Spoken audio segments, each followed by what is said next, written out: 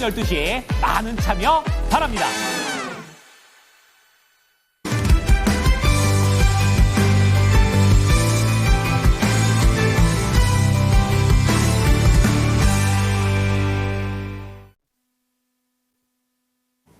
네, 이 구름이 클럽 시간입니다. 오늘은 레몬리서치 김민수 대표 모시고 이야기를 나눠보겠습니다. 대표님 안녕하십니까? 안녕하십니까? 네. 자, 긴 연휴를 마치고 이제 돌아왔는데요. 오늘 김민수 대표와 함께 나눌 그 주제부터 공개하도록 하겠습니다. 주제 띄워주시죠. 자, 오늘의 주제입니다. 러우 무역전쟁에 또 분쟁 추가 쏟아지는 뉴스 속에서 살아남기입니다. 뉴스가 참 많이 나오고 있는 오늘인데 오늘 시장에 대한 이야기들, 이슈들을 요목조목 다 뜯어보도록 하겠습니다. 먼저 연휴 쉬시는 동안에 마음이 좀 굉장히 신경 쓰이는 요소가 하나 있었을 겁니다. 그 키워드가 정확히 원달러 환율이거든요. 비단 유튜브만 봐도 정말 많은 영상들이 쏟아졌을 텐데 원달러 환율이 1,300원대 정말 급격한 변동을 보여서 네. 쉬는 동안 많은 분들께서 이거 왜 이러는 거야? 이런 생각 많이 가지셨을 겁니다. 그러면 환율이 이렇게 폭락하게 된 원인부터 먼저 짚어볼까요? 네, 환율이 달러 입장으로 보게 되면 폭락인데 원화 입장으로 보게 되면 강세죠. 예. 참 애매한 상황들인데 일단 달러가 약세로 가는 거는 이제 기정사실. 그렇죠. 근데 원화가 난리예요. 네. 달러 약세보다 원화 강세폭이 상당히 큽니다. 예. 그래서 오늘 딱 개장하고 봤더니 또 이게 뭡니까? 갑자기 또 급반등 나오면서 또 1,400원대 근처까지. 환율이 이렇게 요란하게 움직이는 거 정말 오랜만인 것 같은 처음 보는 것 같습니다. 그렇습니다. 예. 그러니까 이게 시작이 언제부터 됐냐면은 정확하게 보게 되면 한 4월 한 초반부터 네. 예, 특히 이제 저희 이제 미국에서 이제 관세 관련된 쪽으로 직접적으로 이제 어떤 변화가 나온다라고 예. 하면서부터 그때부터 이 봉의 길이가 상당히 크게 나오기 시작합니다. 예. 그렇죠. 그래서 이번에 1,370원대까지 들어갔지만 지난번 올라갔던 거에 역순으로 보게 되면 거기는 또 쉽게 이탈은 바로 못하는 모습들이죠. 그래서 또 빠르게 올라온다 그러면 1,400원대까지는 들어오는데 그렇다고 해서 지난번 또 이제 저항대까지 생각한다 그러면 1,400원 이상으로 강하게 들어오느냐 이것도 좀 모르겠죠. 네. 그래서 결론적으로 말씀드리면 원래 달러가 약세로 가고 원화가 강세로 간다라고 하는 거는 주식시장으로 보게 되면은 좋은 겁니다. 왜냐하면 외국인들이 그러면 환차익을 노린다라고 그렇죠. 하게 되면 이쪽에서 들어오니까요. 그렇죠. 주식을 매수할 수밖에 없는 구조라고 보는데 근데 이번에는 보니까 외국인들이 그렇게 뜨뜨미지근해요. 맞아요. 반응도 별로 없고요. 근데 이거를 전략을 어떻게 짰냐면은 주식이 아니라 벌써 네. 채권에서 아하. 딱 포지션을 짜는 겁니다. 예. 지금 아마 작년까지 계산하게 되면 거의 주식 순매수가 그러니까 채권에서 순매수가 예. 30조가 넘어가죠. 네, 그래서 최근 들어서 한 15조 가까이 매수가 들어오다 보니까 그러면은 한국은 일단 금리가 다 내려갈 거고 그러면 채권 가격들은 올라가겠죠. 여기서 수익. 그다가 환율에서 1,400원대 중반대에다가 다시 1,400원대 밑이다. 여기서 수익. 예. 두 개를 다 노리는 거죠. 그들이 원하는 데 바로 갑니다. 이거를 주식 쪽으로 좀 들어왔었으면 어떨까 싶은데 주식은 아직 그런 쪽들이 아니죠. 그렇죠. 그래서 왜 원화가 이렇게 강세로 가느냐라고 봤을 때는 솔직히 원화가 어떤 영향을 끼쳤다는 것보다는 첫 번째로는 관세 협상 관련된 쪽에서 지난번에 또 얘기가 마라라고 그 리조트에서 여러 가지 예. 협상들이 들어왔었는데 그 중에 중요한 얘기들이 신흥국 통화는 이들이 약세를 가면서 약간 그동안 미국과의 무역 쪽에서 좀 챙긴 게 더 많았다. 그러다 보니까 정상화를 시켜야 된다라는 쪽에서 해당 통화에 대한 강세 쪽에 대한 논의가 좀 됐을 거 아니냐라는 쪽에서 어떤 신흥국 특히 한국이나 대만 쪽들이 이제 강하게 그 통화들이 강세로 갔다고 봐야 될 것 같고요. 예. 게다가 두 번째로는 위안화가 왜 최근 들어서 의외로 강세입니다. 왜냐하면 위안화가 지금 전략을 쓰기를 약간 지금까지 어떤 수출적으로 주도를 하는 게 아니라 네. 약간 내수를 통해서 부양을 시키겠다. 그래서 그렇죠. 위안화를 강세로 가는 기조 쪽으로 지금 바꾸는 전략들이 나오다 보니까 위안화 강세는 또 이제 신흥통화 쪽에서 한국 같은 경우도 강세로 같이 가는 분위기가 높죠. 예. 또 마지막으로 대만 달러가 유독 강한 이유는 내부적인 요인들이 좀 있긴 있습니다. 물론 보험사 쪽에서 이거를 미국채를 열심히 좀 투자를 했었는데 보험료 받아가지고 투자를 했었는데 생각보다 이게 미국 채권은 그 금리가 올라가다 보니까 채권 하락하고 인기가 없는 예. 거죠. 예, 그런 쪽으로 나오고 있고 달러도 약세로 가고 있고 이중고입니다.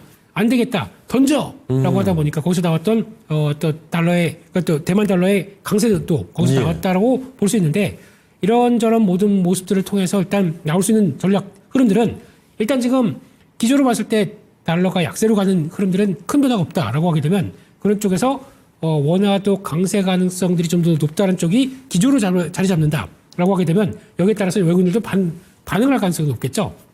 그렇게 되면은 적어도 원화가 강세로 간다라고 하게 되면 외국인들이 주식을 예전처럼 4월 달만큼이나 매도를 강하게 하진 못할 거 아닙니까? 예. 그렇게 되면 외국인들의 주식 매도가 약간 정체가 되기 시작하게 되면 아이고 기회만 되기 시작하게 되면 국내 시장에선 도움이 될 수가 있다라는 쪽으로 보는데 그러기엔 또 저희가 이제 트럼프 대통령부터 또 여기에 확인할 것들을 많아요. 예, 뭐 가만히 있는데 왜 또 영화를 또 관세를 때린다는 둥 좀 가만히 계시면 안 됩니다. 예, 그랬으면 좋겠습니다만 예. 그런 언급에 따라서 또 시장의 변동성이 커지다 보니까 그런 것들도 좀 체크를 해야 되기 때문에 일단 변동은 여전히 좀 클 수 있겠다라는 걸 네. 염두하고 달러의 그리고 또 원화의 흐름을 보셔야 될 것 같습니다. 네. 정말 뭐 급격한 움직임을 보여주고 있는 원달러 환율. 왜 이런 움직임을 보이는가 이유를 좀 살펴봤습니다. 1380원대까지 내려갔다가 다시 또 90원대로 올라와 있는 모습인데요. 여러 가지 이유들이 있었겠습니다. 채권의 움직임과 함께 위안화의 강세 그리고 대만 이야기도 함께 나눠봤는데요. 이 원인 한번 살짝 정리를 해보시고 그리고 또 우리 참 정신을 좀 시끄럽게 할 만한 요인이 또 생겼습니다. 러시아와 우크라이나 이것도 사실 뭐 매듭 위에 지어지지가 않았는데 이번엔 인도하고 파키스탄이 맞붙었습니다. 이 둘 다 지금 핵 보유국인데 6년 만에 미사일이 오고 가는 그런 공격이 벌어지고 있습니다. 이 안타까운 현실입니다만 이게 우리 방산주에는 좀 호재로 작용하는 모습인 것 같은데요. 어떻게 보십니까? 네, 호재는 호재겠지만 일단 네. 좀 심리적인 호재라고 봐야 되겠죠. 네. 일단 이런 식으로 러시아, 우크라이나, 그리고 또 이제 이스라엘, 팔레스타인, 그리고 또 이제 저쪽 중심엔 인도와 파키스탄 네. 이런 쪽들은 일단 지정학적 리스크가 계속 또 커질 수밖에 없겠구나라는 쪽으로 봐야 될 것 같고 그런 쪽에서 역시나 이런 시장 좀 약간 다원화된 시장의 분위기를 잘 말해준다고 봐야 될 것 같고 미국이 예전만큼 어떤 글로벌 어떤 경찰 역할을 못 해주다 보니까 계속 이런 국제적인 분쟁들이 나올 수밖에 없다. 그러면 그들은 다 아이고 우리 국방은 우리가 챙겨야지 하게 되면 나올 수 있는 이제 그런 스토리들 이게 그대로 유지가 된다라고 봐야 될 것 같고요. 일단 인도하고 파키스탄 관련된 쪽들은 뭐 뉴스를 보셔서 너무나 잘 아시겠는데 예. 뒷배경을 본다라고 하게 되면 인도 뒤에는 미국이 있고요. 네. 파키스탄 뒤에는 중국이 있습니다. 결국 이것도 미중입니까? 또 그렇게 가기 시작합니다. 예, 그렇게 이번에 전투기 또 같이 격돌하는 거 보다 보니까 예. 파키스탄 쪽은 중국에서 지원받은 전투기 나왔고요. 아하. 예, 또 인도 쪽에서는 프랑스에서 조달한 라파엘인가 이 전투기 나오기 예. 시작하면서 거기서 나오는데 뭐 비등비등하대요. 그러다 보니까 거기서도 전력의 차이가 큰 게 없구나. 중국이 많이 올라왔구나. 이런 쪽에 대한 위압감도 상당히 높다고 보여지고 있는데 중요한 거는 일단 이런 지정학적 리스크가 계속 나올수록 방산주 쪽에서는 긍정적인 영향을 끼칠 수밖에 없겠죠. 근데 단적으로 일단 이걸 통해서 우리가 그러면 인도나 파키스탄 쪽으로 무기가 나가겠다라는 네. 쪽으로 바로 보게 되면 안 됩니다. 네. 지금은 여기서 무기 공급하게 되면 큰일 납니다. 그러면 반대로 만약에 파키스탄에 공급이 됐다라고 하게 되면 미국이 깜짝 놀라서 너 뭐 하는 거야? 이렇게 나오기 시작하겠죠. 이거 외교적으로도 좀 곤란해질 수 있어요. 그렇죠. 그리고 반대로 인도로 들어갔다 그러면 중국이 난리 나겠죠. 네. 왜 거기다가 공급을 하느냐? 라는 쪽으로 좀 약간 또 목소리가 높여질 수 있기 때문에 예. 지금은 가만히 있다가 이제 갈등이 좀 약간 좀 주춤해졌을 때 아니면 또 주변 국가 쪽으로도 이거 이쪽에서 서로 싸우기 시작하게 되면 우리도 챙겨야 되는 거 아니야? 라는 쪽에서 약간 주변국 쪽으로 약간 침투하는 전략들 이게 가장 좋지 않을까 싶긴 한데 그런 쪽에서 방산 쪽은 역시나 지금은 또 계속 호재나 아니면 지금 그러니까 이게 지정학적 리스크가 벌어지는 게 호재라고 네. 볼 수는 없습니다. 근데 그러면서 심리적인 쪽으로는 계속 이제 수주가 좀 늘어날 수 있는 기반들은 되겠구나라는 쪽으로 이어지다 보니까 예. 거기서 나오는 변화 특히 연휴 사이에 유럽 보게 되면은 라인 메탈 그러니까 하나 에어로스페이스의 좀 약간 그림자라고 할 수 있는 라인 메탈이 또 신고가가 났습니다. 예. 그러다 보니까 계속 강할 수밖에 없는 기조겠죠. 그런 쪽에서 계속 가는데 방산 쪽에서는 그래도 제일 체크해봐야 될 것 같다라고 하게 되면 다들 많이 올랐습니다. 네. 그렇기 때문에 뭐라고 할 수는 없겠지만 약간 눌렸다가 좀 덜 갔다라고 하게 되면 뭐 현대로템 같은 경우 지금 흐름 보게 되면 주춤하다가 다시 턴하려고 하는 과정들이 있죠. 그러네요. 이런 것들은 차라리 이런 주춤할 때 그러니까 방산주는 어차피 강한 거 아는데 네. 이왕이면 이렇게 눌림목 들어갔을 때 이런 때 들어가야 될 거 아닙니까? 타이밍을 정말 잘 노려야 됩니다. 그렇죠. 예. 그 타이밍의 싸움. 예, 그래서 들어갔다가 올라오게 되면 잔잔바리식으로 딱 치고 나오고 이런 쪽으로라도 할 수 예. 있겠다라고 하고 있고 하반기 가게 되면은 지금 한국항공우주도 괜찮을 것 같아요. 그래서 네. 이런 변화들 체크해야 될 것 같습니다. 그렇습니다. 지금 이렇게 군사적인 충돌 이야기를 전해드리고 있습니다만 사실 이 군사적인 충돌보다도 최근에는 이 관세 전쟁 이야기가 참 많이 시끄러웠죠. 이 얘기가 결국 끝나질 않았습니다. 이번에는 의약품이 참 정신없게 만드는데 2주 내에 의약품의 관세를 발표한다고 도널드 트럼프 미국 대통령이 이야기를 하고 있습니다. 우리나라 제약바이오 업계도 이 타격이 불가피할 것으로 보이는데 실제 오늘 주가도 좀 크게 얻어맞고 있는 모습 나타나고 있죠. 자, 대표님 이 영향은 좀 어떨까요? 일단은 복잡하게 됐죠. 네. 그래서 일단 결국에는 지금 다 관세를 때리겠다. 의도는 뭐냐면은 반도체도 그렇고 의약품도 그렇고 자동차도 그렇고 네. 이게 품목별로 때린다는 얘기는 미국으로 들어와라. 미국으로 네. 들어와서 생산하라. 라고 하는 쪽들인데 그럼 또 1, 2주 안에 발표가 된다고 하더라도 그러면 그 사이에 좀 유예 기간이나 아니면 그래 우리는 가겠습니다라고 할 수 있는 그 기간들이 좀 필요하겠죠. 그런 공급망을 충분히 만들어 놓을 수 있는 기간도 정해놓지 않고 있고 무조건 관세 때린다. 이거는 말이 안 되는 거죠. 그럼에도 불구하고 하겠다라고 하다 보니까 거기서 나오는 불확실성이 좀 큰 관점들이 지금 시장에서 벌어지고 있다고 봐야 될 것 같고 그러다 보니까 단적으로 미국 시장에서도 제약주 또 바이오주 다 같이 두드려 맞습니다. 그런 쪽에서 봤었을 때는 국내 쪽에서도 당연히 심리적으로 영향을 갈 수밖에 없겠죠. 그렇게 되면은 일단 가장 국내 쪽으로 본다라고 하게 되면 미국에 가서 그러면 누가 생산할 수 있겠느냐, 캐파가 누가 되겠느냐. 그러면 일단 삼성바이오로직스, 셀트리온 두 개가 미국에서 어떤 변화를 가져가느냐라는 쪽에 대한 얘기들이 좀 확인이 돼야 될 것 같겠죠. 그래서 거기에 나오게 되면 그때부터는 우리도 미국에서 뭔가를 하겠다라는 쪽으로 보는데 아직 그런 청사진이 전혀 없습니다. 아직까지는요. 삼성바이오로직스 같은 경우도 할 수 있겠다라고는 얘기를 하고 있는데 네. 정해진 게 없다 보니까 그런 쪽으로 본다라고 하게 되면 일단 지금은 불확실성에 노출된 구간 쪽으로 봐야 될 것 같고 그러다 보니까 마찬가지로 제약 또 CMO 그리고 또 바이오 쪽들도 다 같이 좀 심리적으로 영향을 끼친다라고 봐야 될 것 같고 그나마 거기서 적어도 금리라도 내려갔을 것 같으면 모르겠는데 금리도 예. 제대로 내려가지 않지 않습니까? 일단은 지금 약간 조정의 폭을 좀 확인하는 구간 정도로 보고 아직은 적극적으로 대응하시는 것보다 약간 가격이 맞는다 그러면 대응하시는 게 좋을 것 같아요. 네. 단기 낙폭이 좀 보여서 가격 메리트가 들어간다라고 하는 쪽들이죠. 대표적으로 뭐 알테오젠을 본다라고 한다고 하더라도 이게 직접적으로 영향을 받는다는 게 조금 좀 의미는 없긴 하지만 예. 그래서 지금 알테오젠 같은 경우도 혹시나 지난번 저점 때 박스권 하단부까지 들어간다. 33만 원대 들어온다 그러면 들어가야죠 이런 건요. 그런 쪽으로 보시면서 저점 매수의 기회를 또 마련하는 것도 중요하다라고 봐야 될 것 같은데 그만큼 시장에 미치는 파장 보고 대응하자 그렇게 봐야 될 것 같습니다. 예. 자, 그리고 원전 얘기 좀 해보겠습니다. 뭐 화들짝 놀라신 분도 계실 것 같은데요. 원래대로라면 한수원이 체코 신규 원전 최종 사업자로 선정이 돼서 바로 이 오늘이죠. 최종 계약을 할 예정이었는데 이 계약 하루 전에 체코 법원에서 제동을 걸게 됐습니다. 그런데 막상 보니까 대표 종목인 두산 에어빌리티 오늘 정말 쫙 빠졌다가 양봉을 또 채워 넣고 있거든요. 이거 오히려 매수 기회라고 봐야 되는 거죠. 어떻게 봐야 됩니까? 네, 결론적으로 매수 기회입니다. 예. 매수 기회인데 치사해요. 저 프랑스 EDF인가요? 뭐 네. 불어 발음도 되게 이상한 회사던데. 예. 아니 원전은 항상 뭐 될 것 같다가 자꾸 이런 자본들이 터지는 것 같습니다. 그만큼 좀 예. 긍정적으로 본다라고 하게 되면 네. 살 기회를 많이 주는구나라고 생각하고 긍정적인 마인드로 보시는 게 제일 속상해요. 예.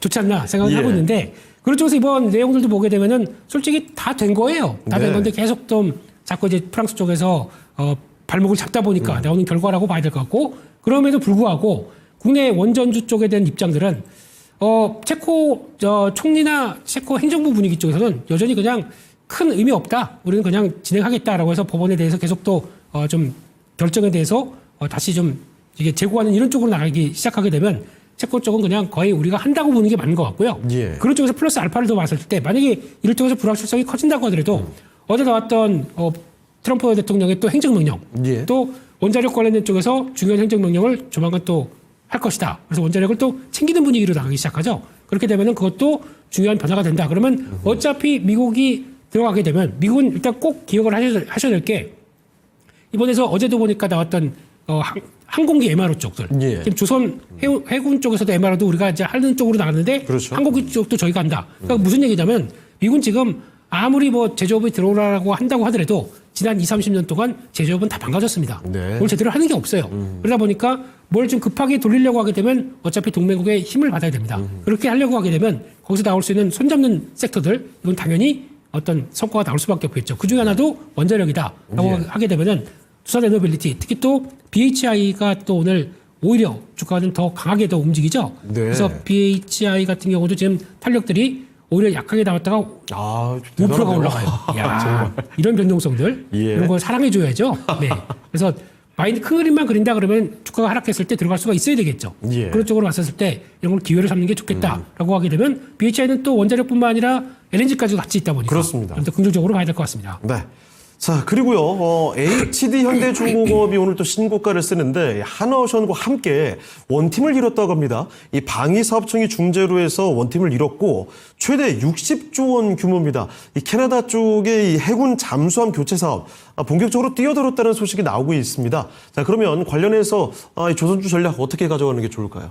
좋은 얘기 계속 나옵니다. 예. 그래서 실적도 나쁘지 않았고요. 계속 신고가예요? 네. 그런데 여기서 중요한 거는 따라가지만 않으셨으면 좋겠습니다. 예. 네, 그냥 뉴스 나왔다 좋은 거 다시 갈까 그래서 따라붙었다간 네. 꼭 단기적으로 또 음봉 나오고 그러죠. 맞아요. 그렇기 때문에 아마 이런 뉴스가 약간 좀 정체됐을 때 나오게 되면 밑에서 끌어올리는데 그런 쪽으로 위로 따라가는 거는 부담스럽다라고 봐야 될 것 같고 마찬가지로 캐나다 잠수함 관련된 쪽에서도 뭐 24조, 25조 정도 금액 들어온다라고 하게 되면 거기다 또 우리가 또 독을 확보해 있으니까 거기서 충분히 만들 수 있다라고 제안하는 거 역제안이죠. 좋습니다. 그렇기 때문에 기대감이 높다라고 봐야 될 것 같고 그럼에도 불구하고 지금은 당장은 추경 매수하지 말자 이렇게 봐야 될 것 같습니다. 네. 자, 그리고 마지막으로 이 미 국방부 관계자들이 올해 초라고 합니다. 방한을 해서 한화 에어로스페이스 그리고 한국우주 거기다가 대한항공까지 차례로 방문했다고 합니다. 이에 따라서 지금 이 함정에 이어서 군용기까지 MRO에 대한 이 협력 기대감이 커지고 있거든요. 요거 좀 어떻게 보십니까? 이것도 또 아까 말씀드린 것처럼 긍정적인 뉴스라고 봐야 되겠죠. 그런 쪽에서 일단 한국항공우주 하반기까지 실적 개선 쪽은 이쪽이 좀 크다 보니까 아직 좀 정고점 돌파 못한 어떤 방산 쪽이다. 그러면 여전히 기대감을 높이는데 또 이렇게 되면은 쫓아가실 수가 있는데 맞습니다. 네, 쫓아가시는 것보다 살짝 눌렸을 때 적어도 85,000원대 정도 밑으로 약간 눌림목 들어갔을 때 들어가는 게 제가 가장 좋지 않을까라고 봐야 될 것 같고 그러니까 대한항공이 눈에 띄는데요. 맞아요. 네, 대한항공은 이거를 진짜 오랜만에 세게 움직입니다. 네, 그렇습니다. 정말 오랜만이에요. 대한항공, 예.